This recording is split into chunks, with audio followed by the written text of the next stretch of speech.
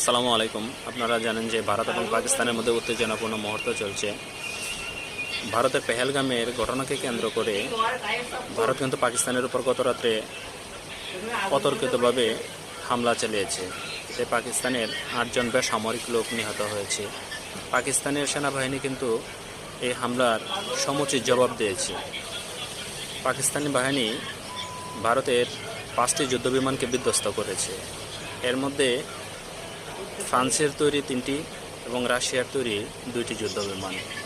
ফ্রান্সের তৈরি রাফায়েল এটা ছিল অত্যাধুনিক যুদ্ধবিমান এবং রাশিয়ার তৈরি SU-30 এবং MiG-29 নামের 2টি যুদ্ধবিমান তারা বিধ্বস্ত করেছে। সেই সাথে কয়েকটি ড্রোনও বিধ্বস্ত করেছে এবং ভারতের সীমান্তে অবস্থিত কয়েকটি সেনাবাহিনীর চৌকিতেও হামলা চালিয়েছে পাকিস্তানি বাহিনী।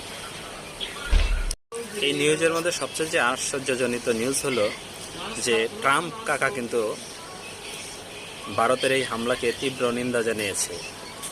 এখন এর রহস্য কি বা এর পিছনে কি আছে এটা আপনারাই অনুধাবন